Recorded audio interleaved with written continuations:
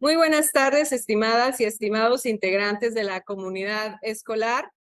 Esta tarde nos reunimos para llevar a cabo esta transmisión en vivo que la Secretaría de Educación del Estado de Tabasco, en colaboración con la Secretaría de Salud, tienen a bien organizar.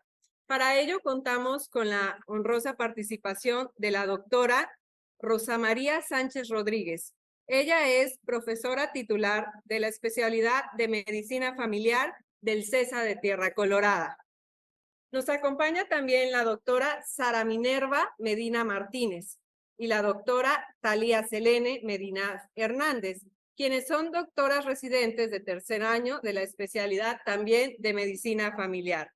Se estará platicando acerca de la comunicación en familia, cuyos temas son relevantes para coadyuvar en la armonía, en los valores y en todas las cuestiones que deben de existir para un buen funcionamiento de la sociedad y, por supuesto, en el ámbito escolar. Sin más preámbulos, cedo el uso de la voz a las doctoras aquí presentes y que disfruten mucho esta plática. Hola, buenas tardes. Soy la doctora Sara Minerva Medina Martínez, soy médico residente del CESA Tierra Colorada. El día de hoy vamos a tener una plática muy importante, que son los factores de riesgo familiares.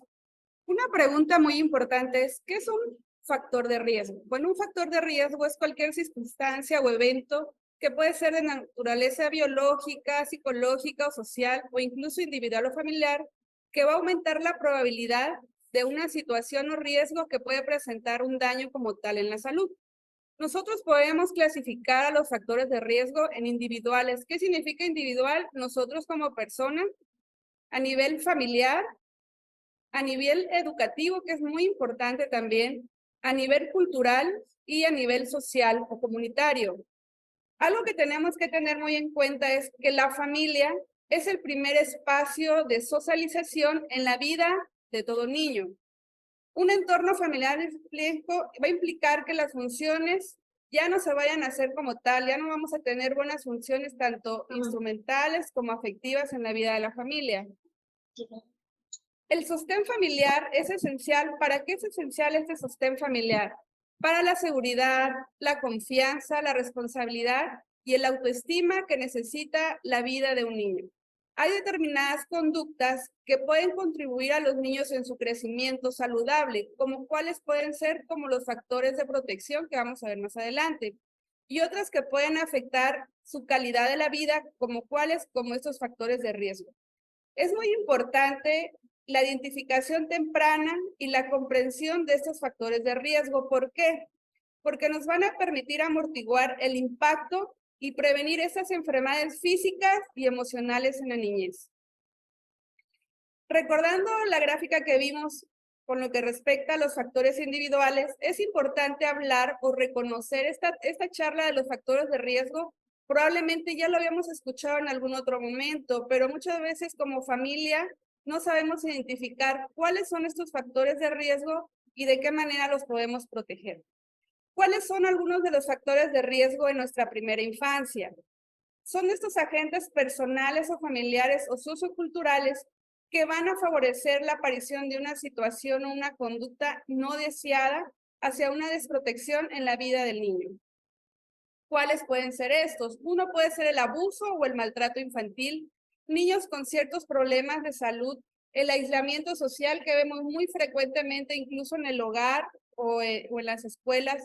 Y algo que también está afectando como un factor de riesgo muy importante son las nuevas tecnologías, los nuevos juegos que tenemos en el internet, en el celular. Y algo también muy importante, es un factor de riesgo muchas veces el mismo entorno familiar, que puede ser la violencia intrafamiliar que podemos ver y muchas veces no nos damos cuenta, psicológica, o el mismo bullying familiar, ¿no? Por ejemplo, a lo mejor el tío que se burla del sobrino, o nosotros mismos como familia nos llegamos a burlar de ciertas condiciones y en cierta manera no nos damos cuenta. Por eso es importante identificar esos factores de riesgo.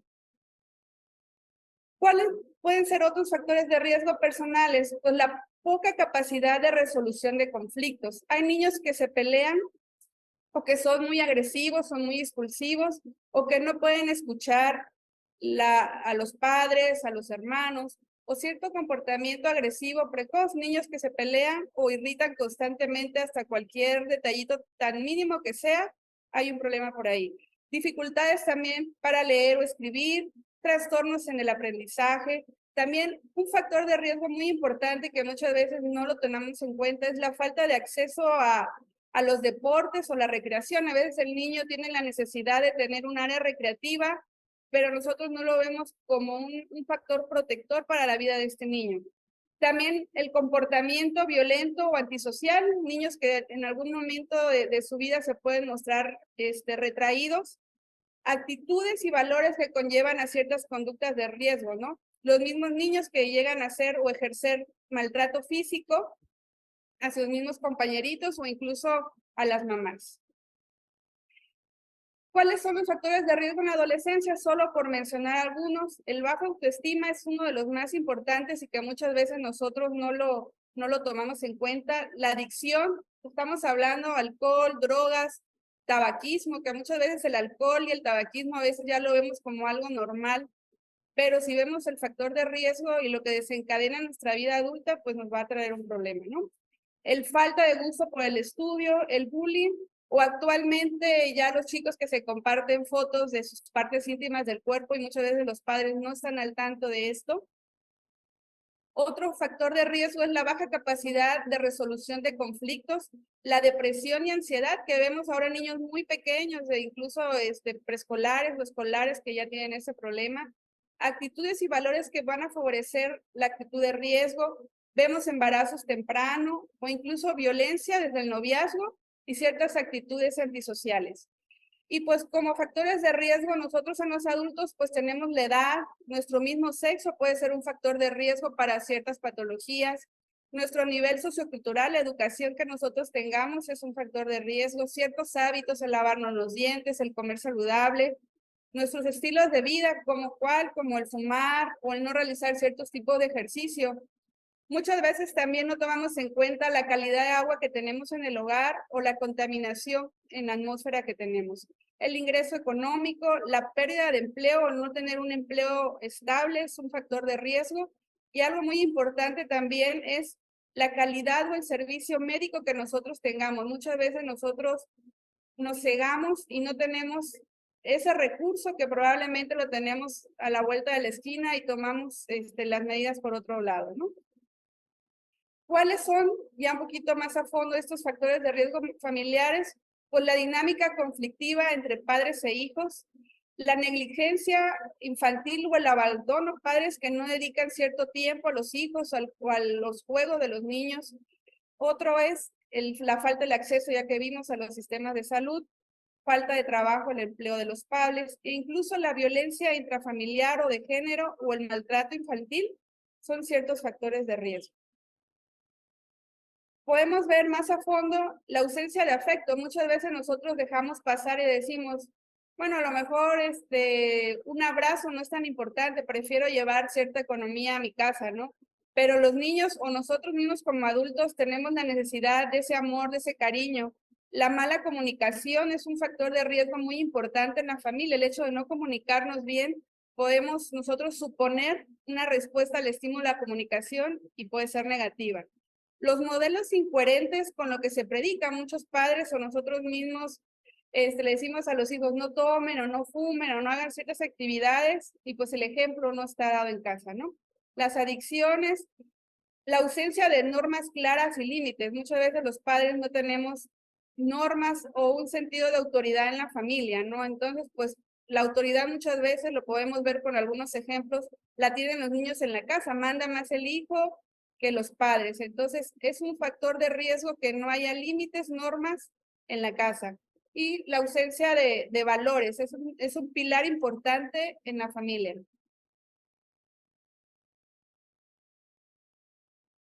Otros factores de riesgo es una mujer sola como jefe de hogar. No significa que una mujer sola como tal no pueda con la familia, porque incluso hay mujeres que nada más viven ellas con sus hijos, sacan adelante a la familia, pero al final llega a ser un factor de riesgo para la familia de un hijo o en general. Un hijo con alguna discapacidad, la ausencia de que la familia no haga planificación familiar, una tensión en el embarazo, ya sea en la crianza de nuestros hijos o alguna enfermedad crónica de la familia, que alguna dificultad que tengamos con la ley o incluso el maltrato infantil como tal.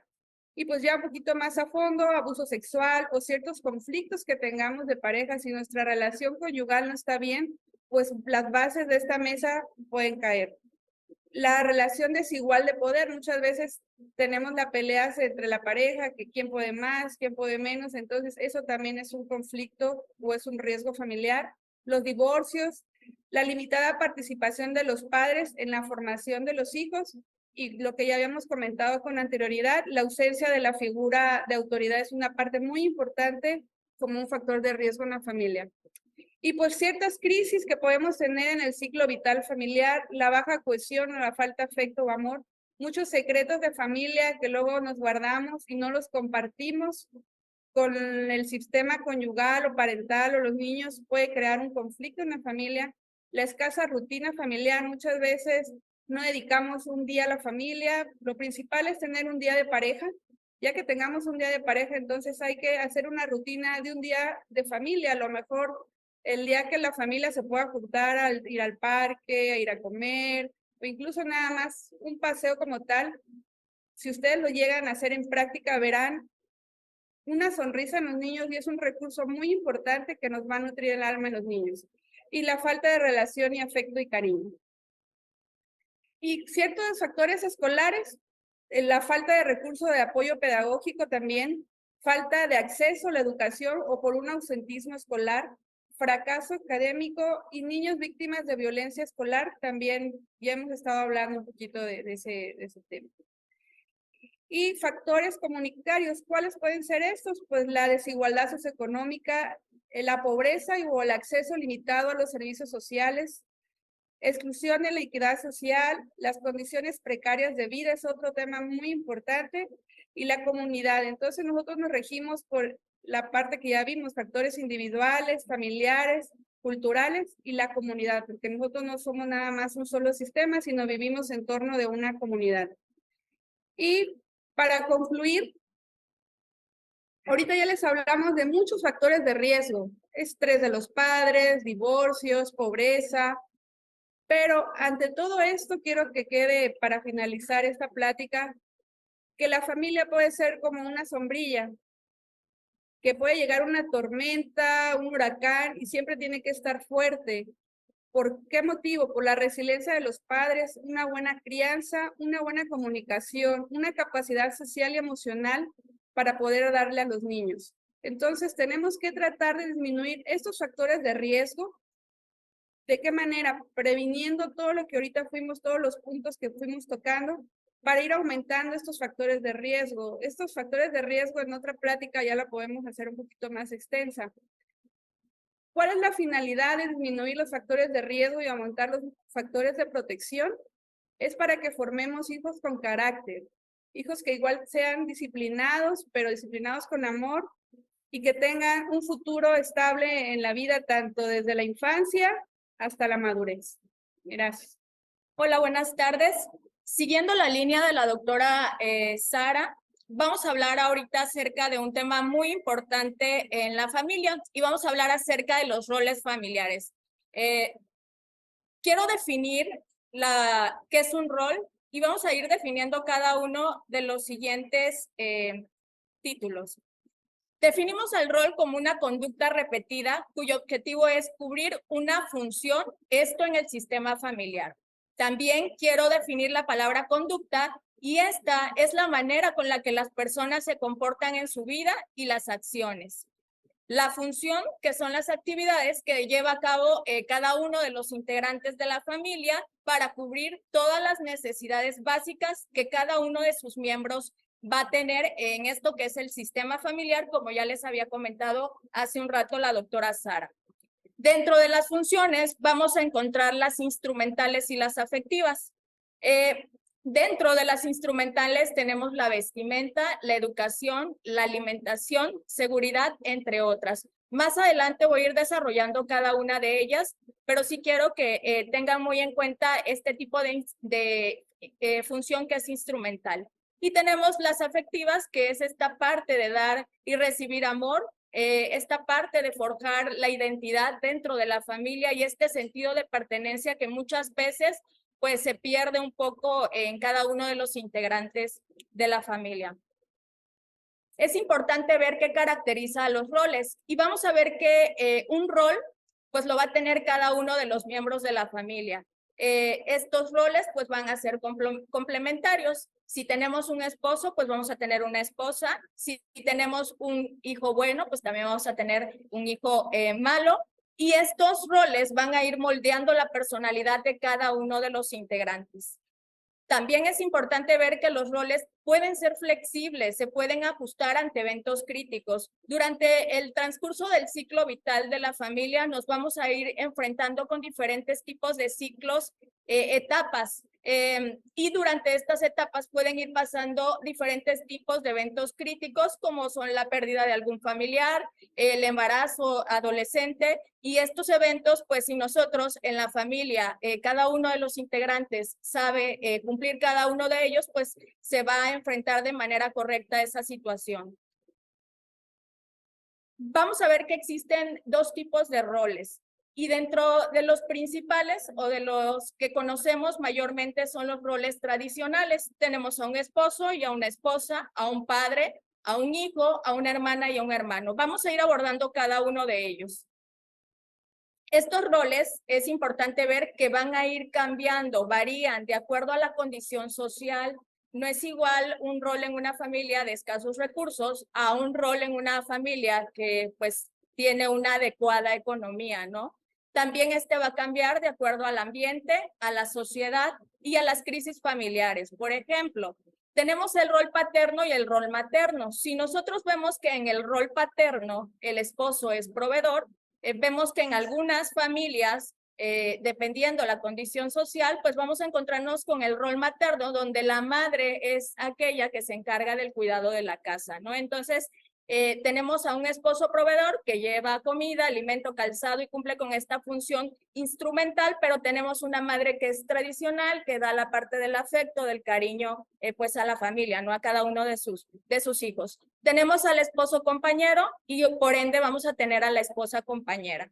Al esposo colaborador, que muchas veces esto pues se pierde un poco en la familia, ¿no? Y por ende también vamos a tener a aquella esposa que va a complementar al esposo y va a ser colaboradora. ¿Qué pasa hoy en día en las familias que ya no son tan tradicionales, ¿no? En las familias modernas, pues ya tenemos la esposa proveedora. Entonces, esta pues también tiene que cumplir el rol de colaborar en casa, ¿no? La familia es un sistema, como lo habíamos mencionado hace un rato, y ese sistema va a tener subsistemas. Un sistema nosotros lo vamos a ver que es algo que está organizado y esto va a mover el núcleo básico de la sociedad. Dentro de ello, pues, dentro de estos roles que nosotros fungimos en cada uno de los integrantes de la familia, pues es algo colectivo en donde hay normas, van a haber valores y todo esto se enseña pues en casa, ¿no? Pautas de comportamiento, jerarquías y se cumple cada uno de los roles familiares. Todo esto lo vamos a llevar a la sociedad. Si tenemos un buen sustento, una buena base en el núcleo familiar, pues vamos a tener unos hijos sanos que cuando salgan a la sociedad, pues van a poder cumplir con estas normas y valores. Esto pues va a ayudarnos a que si se cumplen, tengan los hijos una buena relación cuando salgan a la sociedad. ¿Qué pasa con la sociedad actual? Si nosotros cumplimos el rol paterno y materno de manera adecuada, pues vamos a tener vínculos claros y sanos dentro de cada uno de los hijos o de los integrantes de la familia. Hoy en día o en la actualidad se está viendo que en las familias no se está cumpliendo con estas normas y valores. No hay claridad en esta parte de jerarquías. El hijo muchas veces pues ya no respeta, no hay límites entre los padres y se da una relación de autoridad y fronteras en la cuestión del ego. Entonces, quiero dejar esta imagen para que nos demos una idea de cómo salen estos hijos a la sociedad si no tenemos estas normas y estos valores. En la imagen podemos observar una niña de 2, 3 años que ya está haciendo rabietas, ¿no? Entonces, esto se enseña, bueno, esto se da en casa si no tenemos estos límites, normas y valores. Pero ¿qué pasa en la adultez? Si esto no se trata adecuadamente, pues vamos a tener adultos que hagan también rabietas, ¿no? Y este es el caso, puse este ejemplo de una chica en el aeropuerto que le cancelan el viaje y entonces hubo pues una serie ahí de eventos desafortunados, hizo rabietas y pues sabemos que pues no son personas que en la sociedad tengan cumplan estos roles. Como bien les dije, tenemos estos subsistemas. La familia se va a componer del subsistema conyugal y este es uno de los más importantes. También tenemos el subsistema parental, el fraternal y el filial. Y vamos a hablar un poquito acerca del conyugal, que es la parte de la pareja. Este es muy importante y es el más básico y determinante en el núcleo familiar.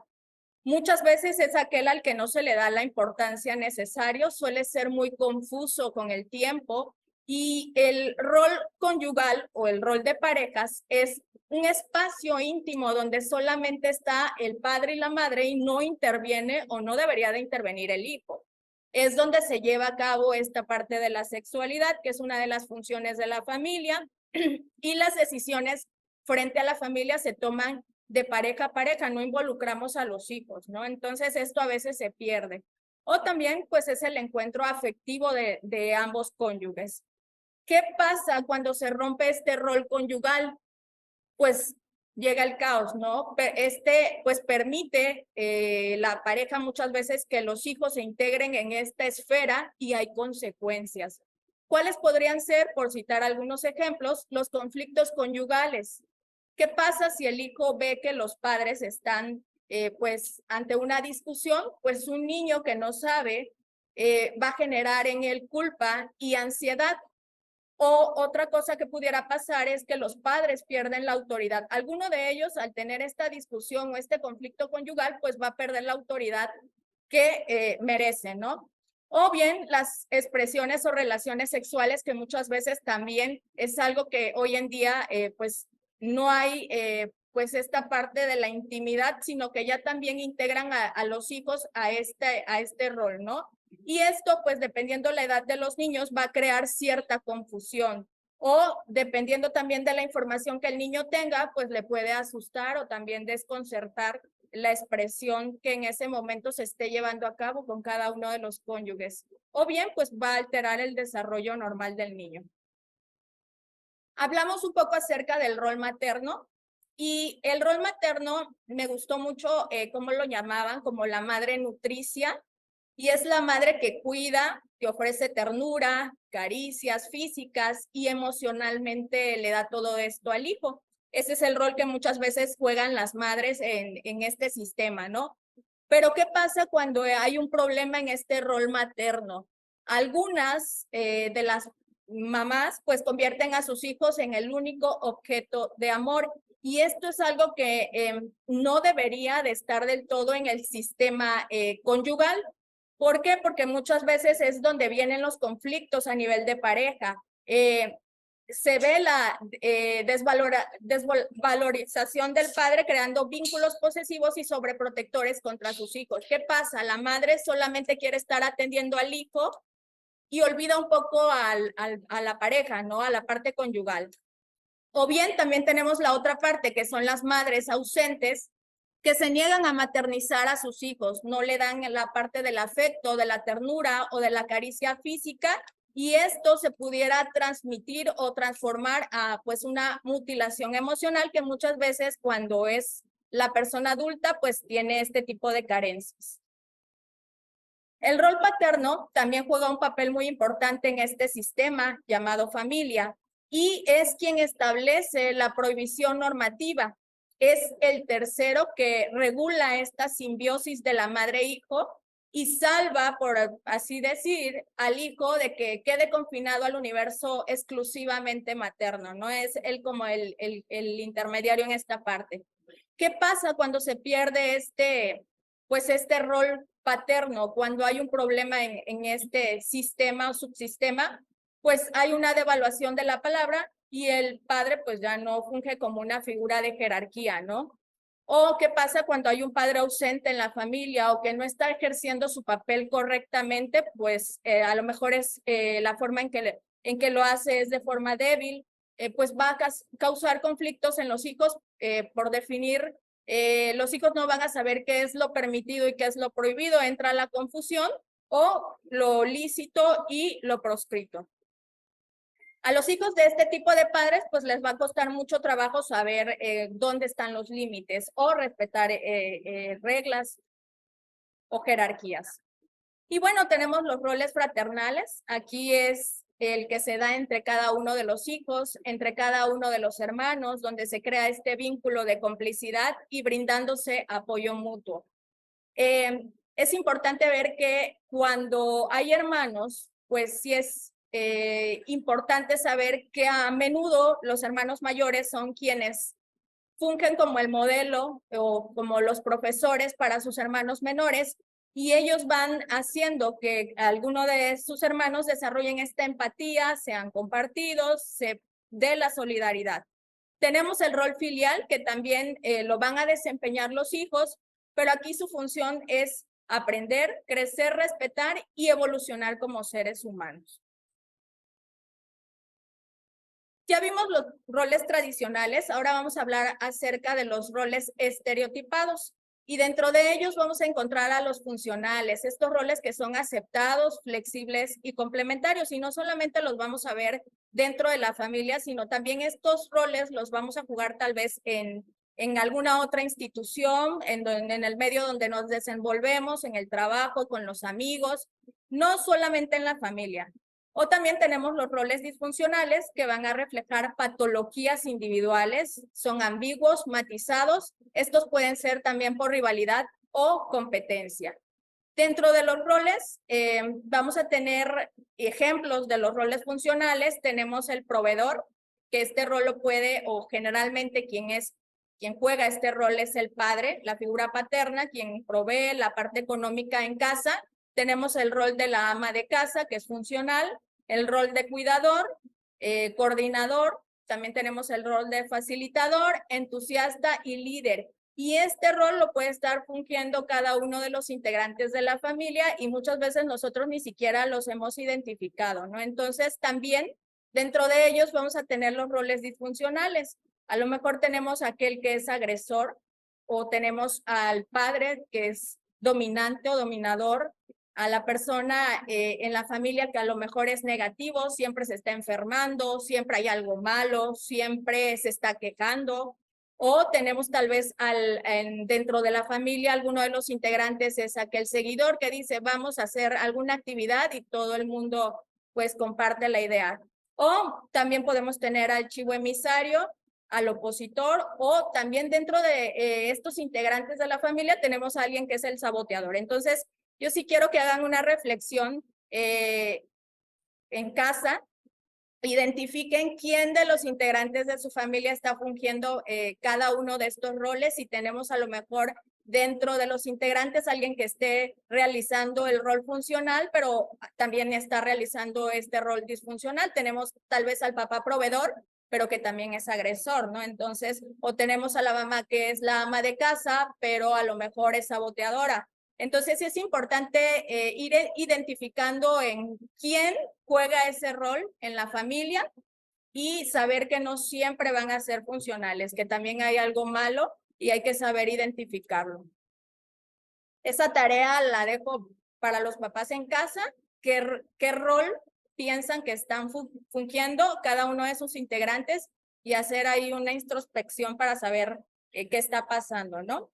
En conclusión, bueno, puedo decir que los roles van a permitir que se cumplan las funciones de esta familia, de este sistema, y que con ello pues se logre el objetivo, ¿no? Restablecer o que sea una familia funcional. Cada uno juegue el rol que le corresponde y esto haga este ciclo vital de la familia más ameno, ¿no? Reconocer y modificar si estamos teniendo roles ahí que no se están llevando de manera correcta, pues vamos a tratar de corregirlos, ¿no?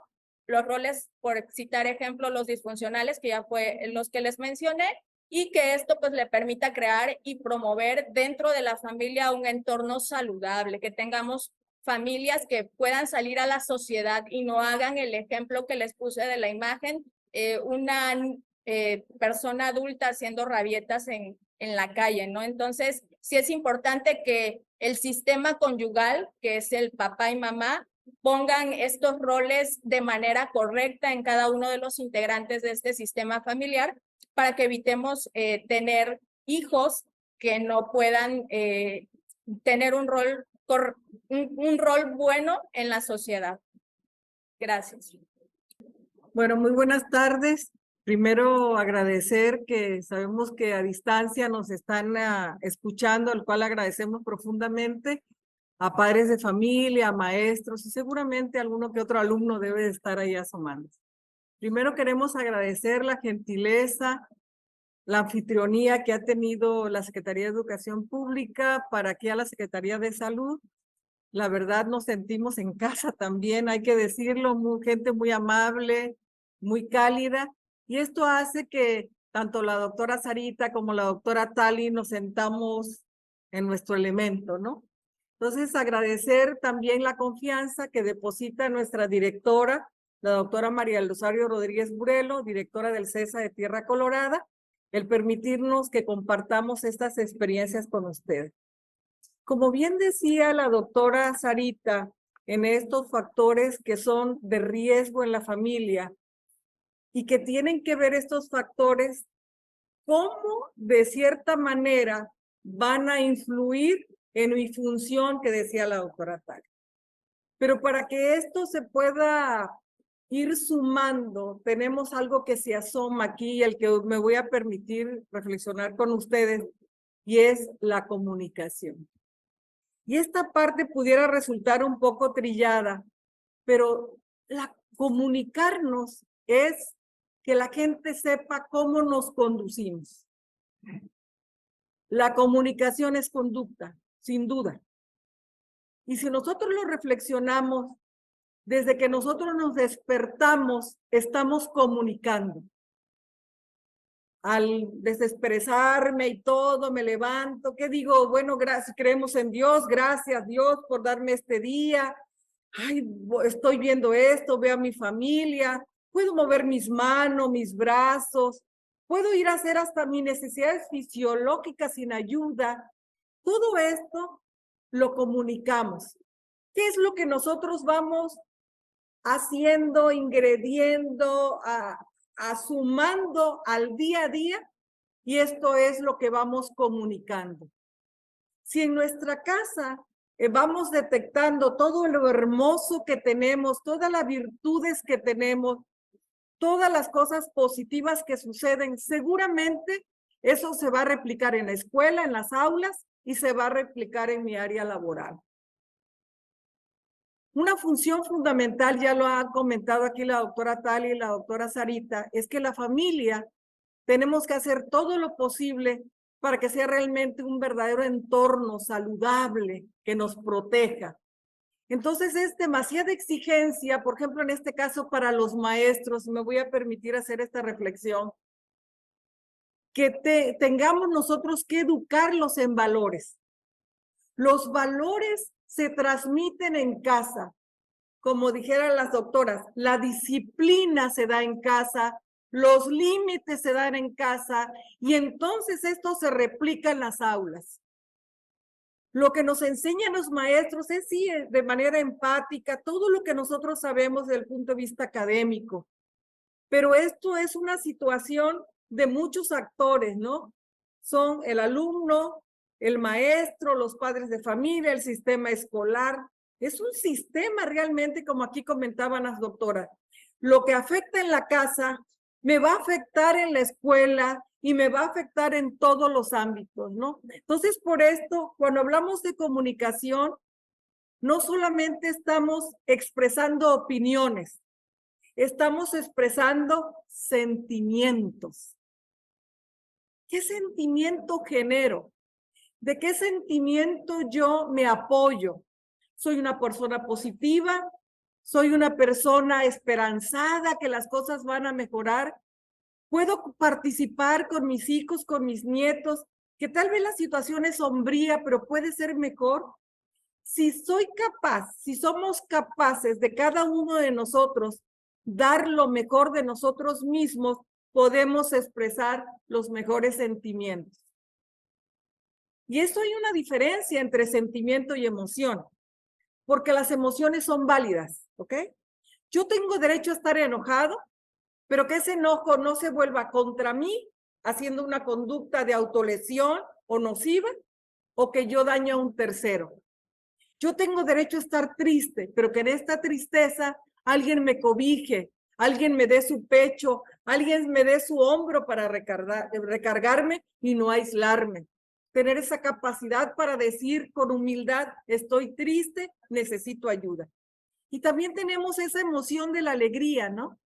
Y esta emoción, a veces los papás, por desconocimiento, no sé, los niños llegan muy alegres porque se sacaron, después de haber sacado 7, sacó un 8, ¿no? Y llegan muy contentos con su boleta, con su carnet, no sé.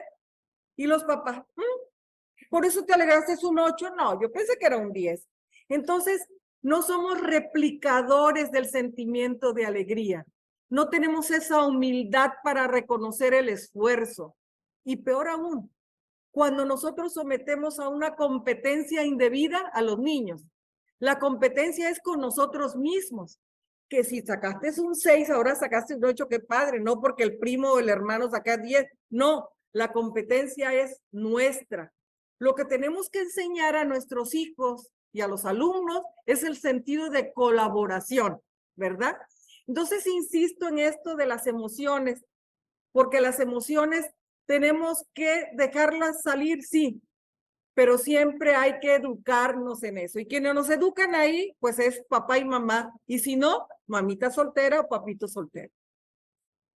¿Quiénes son los actores principales para que se dé esa comunicación? Alguien que quiera decir algo, pero también alguien que lo vaya a recibir, ¿sí? Pero también a veces esta persona que va a emitir este mensaje, a lo mejor no están en condiciones de recibirlo, ¿no? Es como si, por ejemplo, yo estoy dando esta plática, pero alguien está muy cansado porque tiene un familiar enfermo y se pasó toda la noche en vela, vienen aquí y se están desnucando del sueño. ¿Por qué? Porque tiene que haber una combinación, como una complicidad en quien da el mensaje y quien lo recibe, ¿no? Y bueno, vamos a ahondar un poquito en cuántos tipos de comunicación hay. De manera general, hay dos. Una es la verbal, que tiene que ver con las palabras, pero también cómo decimos las palabras, el tono de la voz. Es diferente decir, por favor, me traes algo, de, por favor, me traes algo, oye, estoy tronando los dedos, ¿ok? Esto, aunque, oye, pero es que te lo pedí por favor, sí, pero el cómo me lo dijiste. Entonces, esta expresión verbal a través de palabras, a través del tono de voz, también hay otro tipo de comunicarnos que es la no verbal. Y a veces la no verbal dice más de lo que decimos. Y esa es esta expresión facial. Es esto de tener mis hombros desgarbados, no tenerlos en alto. Si alguien entrara por esa puerta y viniera, ¿verdad? Con una actitud, con la frente en alto y estando todo su cara gesticulando, sus ojos entrecerrados, con tensión en su boca, yo puedo adivinar, antes que me diga, dice, viene enojado, ¿verdad? ¿Por qué? Porque la expresión verbal no necesita decirme que está enojado para yo entenderlo. ¿De qué otra manera nosotros podemos expresarnos a través de la postura, de la distancia social que tenemos, de los gestos que tenemos con los brazos, las manos y todo? Con la mirada. Y esta parte, yo quisiera hacer esta reflexión para las mujeres. Si bien es cierto, ya lo decía la doctora Tali, que esta función de proveedora y de tono emocional y de afecto le corresponde tanto a papá como mamá. Nosotros pertenecemos a familias latinoamericanas, ¿ok? Entonces vamos a ubicarnos en lo que somos. Vamos a ubicarnos México, Tabasco. Quien da el tono emocional de las familias es la mamá. Si vemos familias gruñonas, voltemos a ver a la mamá y gruñona.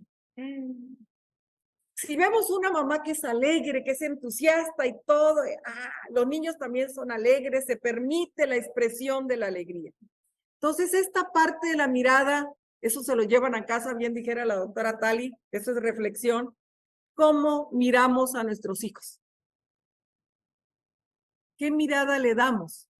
¿Somos capaces de verlos, hacer ese contacto visual? ¿Somos capaces de acercarnos en la distancia, cortar las distancias?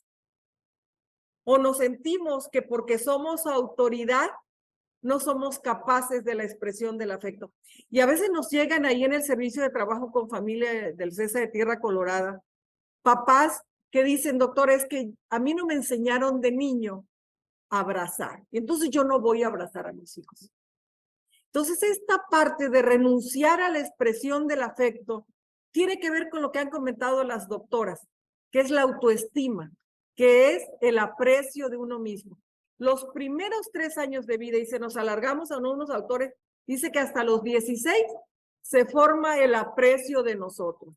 ¿Y cómo nosotros podemos formar esa autoestima que tiene que ver con comunicación? ¿Por qué? Porque de acuerdo a cómo nos tratan nuestros seres queridos, nuestros seres significativos, nuestros espejos emocionales, es como yo voy a sentirme apreciado o no. Si son rechazantes, si no me abrazan, si no me escuchan, y peor aún, me rechazan y me golpean, entonces mi autoestima es muy pobre. Y entonces cuando yo me quiera comunicar, voy a tratar de cubrir una necesidad que no me dieron en casa, ¿no? Entre otras cosas. ¿Cuáles son esas características que pueden influir en la comunicación? Los aspectos psicológicos ya lo mencionamos, ¿no? Las emociones, los valores, los hábitos de conducta, las percepciones de las palabras, qué tienen que decir. Por ejemplo, en el norte de la República, la parte psicológica tiene que ver porque hay algunas palabras que el significado es otro y aquí en Tabasco es otro. No les digo porque habrá algún niño que me escuche, pero ya en privado les diré, ¿no? Que yo llegué a Monterrey y empecé a escuchar algo y dije, Dios mío, qué grosero. No, es que para ellos era algo muy sencillo, ¿no? Entre otras cosas. Y otras características que pueden influir en la comunicación son, ¿qué lo puede impedir o qué lo puede influir? El ruido, que tenga un problema de salud auditivo, ¿verdad? Visual, postural incluso, entre otras cosas. ¿Cuáles son las barreras que podemos tener para que esta comunicación se interrumpa? Es que cambiamos constantemente de tema, que no escuchemos. Creo que una gran necesidad de todos los seres humanos, ahí nadie nos escapamos, es la necesidad de ser escuchados.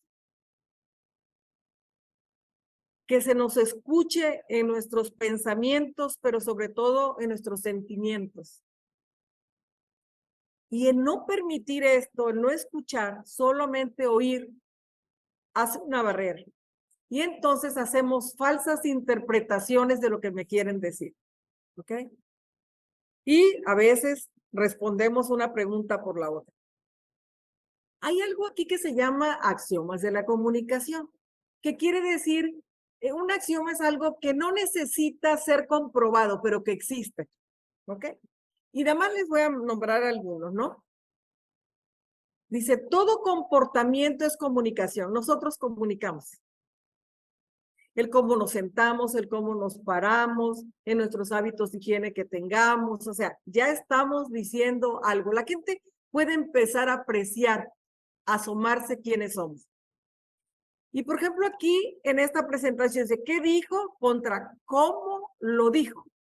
Y aquí me voy a detener un tantito porque me gusta mucho. Dice, ¿no se lo dijo? No se lo dijo. No, se lo dijo. No, se lo dijo. No sé, ¿lo dijo?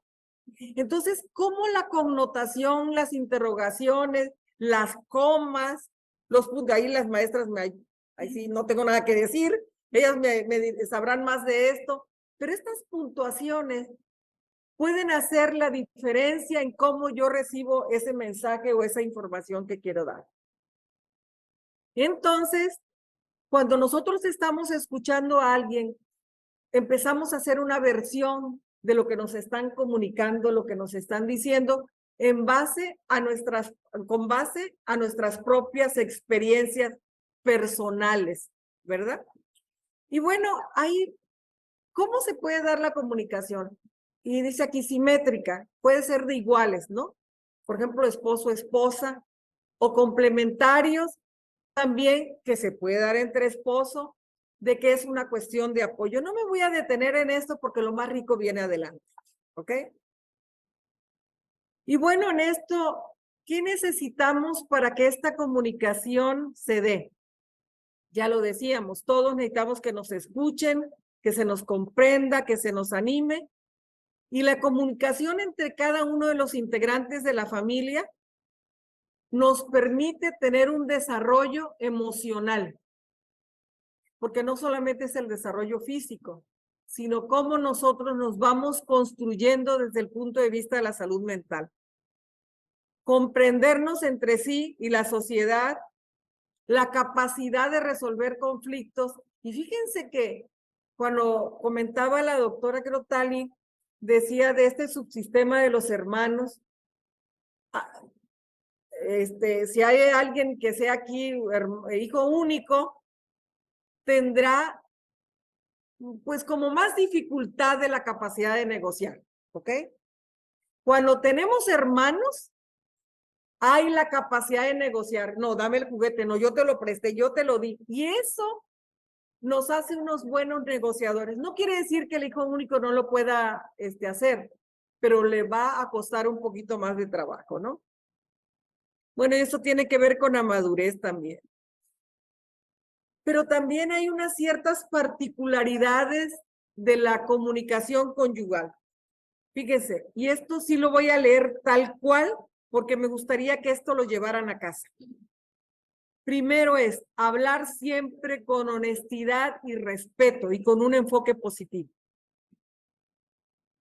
Si algo no me va a abonar a mi relación, habría yo que considerar qué es lo que tengo que decir.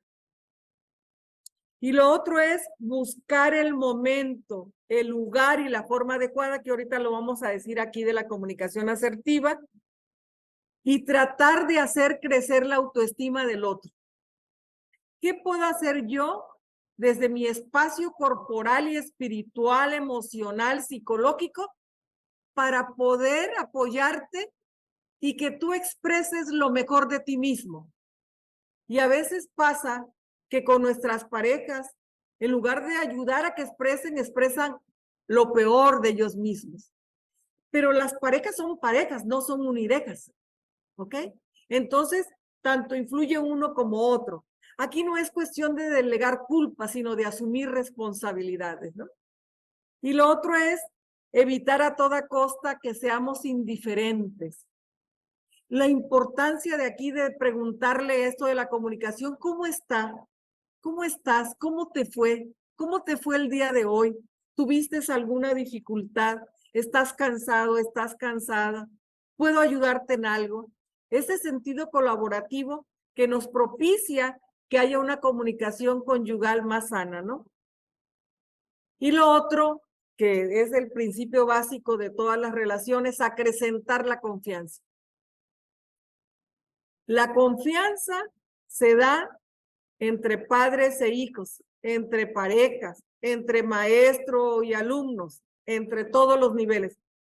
Pero los primeros que deben de ser fomentar esta confianza es la comunicación conyugal, la pareja, para que seamos modelo imitar con los hijos. Y lo otro son la comunicación con los hijos, ser muy claros, estar, pues si no estamos de acuerdo con los padres, negociar para que estemos de acuerdo, sobre todo en la cuestión de los límites en norma.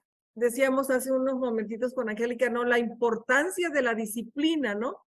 de la disciplina en casa, porque la disciplina es amor. Definitivamente, no temamos, papás, mamás, de poner límites, reglas, normas. De lo contrario, alguien más lo va a hacer. Tener esta claridad de cómo vamos a educar a los hijos y ponernos de acuerdo entre papá y mamá cómo hacerlo. No boicotearnos, lo comentaban las doctoras, ¿no? Y lo otro es evitar dobles mensajes a los hijos. Si alguien viene y me dice, mamá, ¿estás enojada? No, no estoy.